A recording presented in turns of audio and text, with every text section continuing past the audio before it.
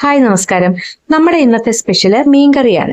ഞങ്ങളുണ്ടല്ലോ കൃഷ്ണഗിരിയിൽ, തമിഴ്നാട്ടിലെ കൃഷ്ണഗിരിയിൽ കൃഷ്ണഗിരി ഡാമിന്റെ അടുത്ത് ഒരു ഫുഡ് വില്ലേജ് ഉണ്ട്. മെയിൻ ഐറ്റം വിഭവങ്ങൾക്കാണ് ഫേമസ് ആയിട്ടുള്ള ഫുഡ് വില്ലേജ് അത്.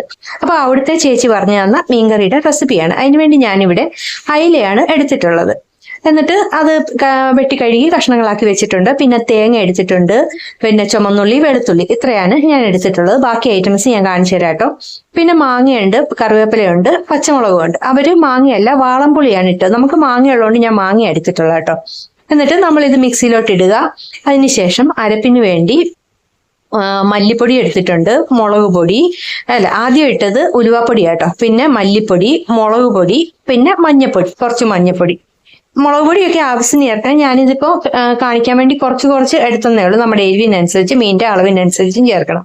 എന്നിട്ട് വെള്ളം ഒഴിച്ചിട്ട് നന്നായിട്ട് അരച്ചിട്ട് ഇത് ചട്ടിയിലേക്ക് ഇടാം. ഞാനിവിടെ മൺചട്ടിയിലാണ് മീൻകറി വെക്കുന്നത് കേട്ടോ. മൺചട്ടിയിൽ മീൻകറി വെക്കുന്ന ഒരു പ്രത്യേക ടേസ്റ്റ് ആയിരിക്കും. എന്നിട്ട് മാങ്ങയും പച്ചമുളകും കുറച്ച് കറിവേപ്പിലയും കൂടി ഇട്ട് അരപ്പ് നന്നായിട്ടൊന്ന് തിളപ്പിച്ചെടുക്കാം. അരപ്പ് നന്നായിട്ട് തിളച്ച് വന്നു കഴിയുമ്പോഴത്തേക്ക് നമുക്ക് അതിനകത്തേക്ക് മീൻ ചേർത്ത് കൊടുക്കാം. അവരുണ്ടല്ലോ ഇഞ്ചി ചേർക്കാറില്ല മീന് കറി വെക്കുന്ന, അതാണ് പ്രത്യേകതയായിട്ട് കണ്ടത്. വെളുത്തുള്ളിയാണ് ചേർക്കാറുള്ളത്. അതിനുശേഷം മീനും ചേർത്തിട്ട് നമുക്ക് ഉപ്പൊക്കെ ചേർത്തിട്ട് നന്നായിട്ടൊന്ന് വേവിച്ചെടുക്കാം. മൺചട്ടിയിലാകുമ്പോൾ പെട്ടെന്ന് ഇത് വേവും കേട്ടോ, പെട്ടെന്ന് വേവുകയും ചെയ്ത് നല്ല ടേസ്റ്റും ആയിരിക്കും. അതിനുശേഷം ബാക്കി ഞാൻ കറിവേപ്പില ചേർത്തിട്ടുണ്ട്. ഞാൻ കുറച്ച് വെളിച്ചെണ്ണ ഉണ്ടല്ലോ, പച്ച വെളിച്ചെണ്ണ, അതും ഒഴിച്ചു കൊടുത്തിട്ടുണ്ട്. വേണമെങ്കിൽ നമുക്ക് ഇതിനകത്തോട്ട് കടുക് വറുത്ത് വിടാം.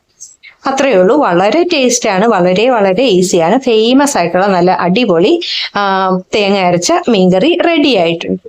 നല്ല മണമാണ്, നല്ല ടേസ്റ്റാണ്. ഈ ചോറിൻ്റെ കൂടെ ഒക്കെ കഴിക്കാനായിട്ട് അടിപൊളിയാണ്.